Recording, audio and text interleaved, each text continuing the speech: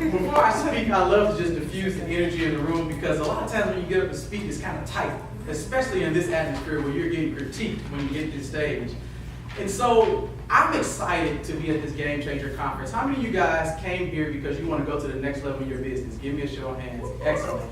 And when you want to go to a next level in your business, you want to give your gifts to the world, but we all want to make some money, right? Yeah. Show of hands if you want to make money in your business.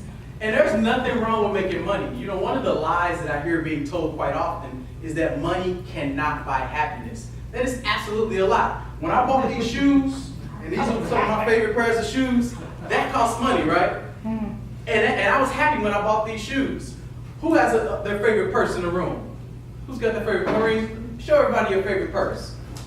It's big and green. Yes, that's like one of my wife's Michael Kors purses. And so, when you bought that purse, you were happy, right? Oh, yeah. Was that purse free? No. No. When I bought my wife a car for Mother's Day, and yes, I'm that husband that buys his wife a car. Woo! She was happy, and trust me, that car costs money.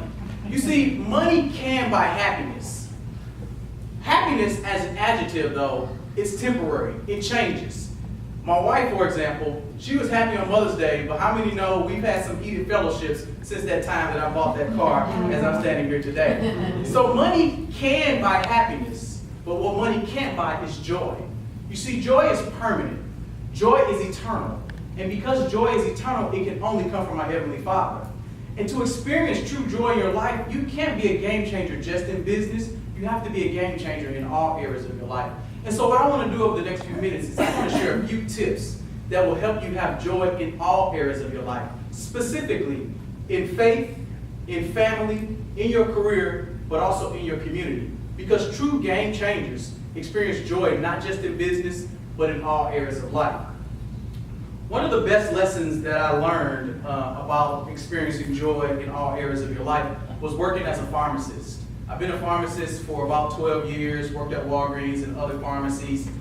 And some of the common people that I served were women, because it's a fact that women take care of themselves more than men. I'm certainly am a product of that. You know, I'm stubborn and I don't listen, but my wife usually does listen when it comes to her health care. And at a pharmacy, one of the most common conversations that I will have with women is an issue that they deal with quite often. And, you know, I'm kind of embarrassed to say this issue, but ladies, you know what the issue is. And that issue is gas and constipation. I mean, quite often, almost on a daily basis, I would get a woman to come into the pharmacy, kind of with an uncomfortable look on her face. She kind of could be rubbing her stomach a little bit, and she's experiencing gas and constipation. And so, frequently, women would come in uncomfortable, and some of them would look behind the counter, see that handsome man, and say, "No, I'm not talking to him." So some of them were uncomfortable and they wouldn't get their problem solved. But then there were other women that would be uncomfortable and say, "Young man, are you the pharmacist here? Okay, yes. I'm experiencing some bloating issues, maybe because I had some gluten, and I that suffers from, having gluten in my digestive system. What can you do to help me?" And I would quickly give them an answer. Doctor, you say sodium in as much water as you can drink, and they will be off and their problem will be solved. You see, one of the things that I noticed that in all areas of your life, you're going to experience times where you're uncomfortable. And you're going to have to push through that uncomfortableness and have the courage to go address whatever issue you're going to have in your life. If you're going to be a game changer in your family, for example, you're going to have the courage to push through in your household. There is nothing more uncomfortable than being at work, you and your spouse are fighting, knowing you got to come into that house and address that fight. When that driveway opens, when you hit that door, you know you're about to enter that boxing ring. And so what I'm telling you is, in the uncomfortableness, you're going to have to push through and have the courage to address that issue. Because problems in one area of your life will still joy in all areas of your life. I promise you that. You want to know how I know? Because I used to be that guy. I used to be that guy that would go to work, do $1 million business deal, walk through the door of his house, and his wife would have nothing to say to him. I used to be that guy that would close one of the primary clients that Express Scripts wanted. Feeling good about myself, walk through the door, and my kids would continue to doing what they were doing instead of running to their father. So I know what it feels like, that joy in one area of your life will still joy in all areas of your life. And so unfortunately, I had to learn the hard way the importance of being a game changer what being a game changer in all areas of your life means. And I had to experience something wonderfully tragic. I call it wonderfully tragic because it was tragic because it scared me, it shook my foundation, and I was just, it changed me. I call it wonderful because it got my attention and it prompted me to want to change. And as I was killing myself trying to climb the corporate ladder, this thing that I experienced almost killed me. And that thing that I experienced was constipation. No, it wasn't constipation. It was a different type of blockage. On a serious note, the thing that I experienced was a blood clot, specifically a blood clot in my lung. And the technical term for that is called a pulmonary embolism.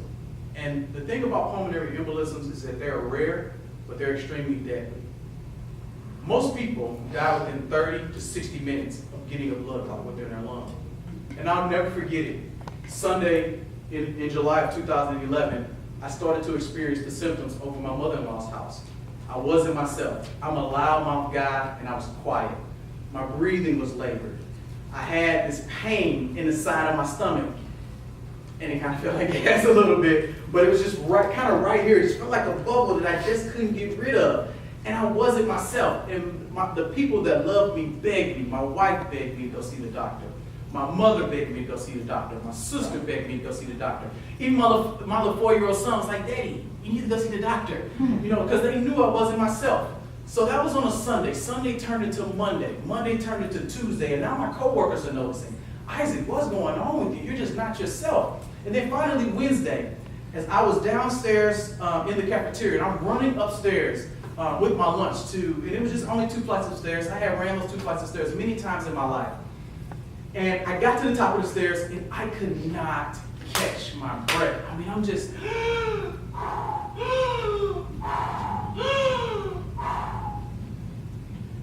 and so instead of going in my car and going to the emergency room, what does stupid me do? I go to my office because I had work to do. Because that was most important in my life. And I thank God that Rick Patel, one of my friends at work, came into my office and he essentially argued with me for a good hour to convince me to go to the hospital. I didn't leave immediately. I left because I had to get some things done at about 4 o'clock, but I went to the hospital. Within 15 minutes of me arriving to the hospital, I was diagnosed with that pulmonary embolism. And why it's wonderfully tragic is because God spared me. I waited 4 days to listen to something that was screaming at me that I needed to address in my personal life. What I'm asking you today is, what thing is screaming at you in the area of your faith to grow your relationship with God? In the area of your family to deepen the relationships with your children or with your spouse? In the area of your career, not just to make money, but to give your gift to the world? Or in the area of your community to deepen your impact so that we all make the world a better place? What's screaming at you? You know exactly what you need to do in those areas to be a game changer in all your life.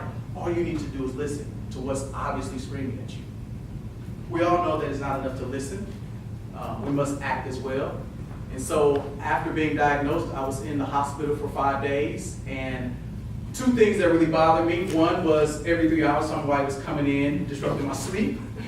And then the second thing was I had to endure twice a day injections in my stomach. I had to pinch my stomach and inject Lovenox. And Lovenox is an anticoagulant, and it's intentionally designed to eliminate blood clots. And so what I'm telling you is, it's not enough to have courage. It's not enough to listen. You must also act. And you must act and be very intentional about that thing that is screaming at you to resolve in one of those areas of your life that I mentioned before. And so I want you to do 2 things as we are on this journey to become game changers after this conference. I want to add to, as you're thinking about how do I build my brand, monetize my message, and be wildly successful in business, I want you to write down 1 thing you're going to do in the area of faith, in the area of family, and in the area of community so that you can be a game changer in all areas of your life. Thank you for your time today.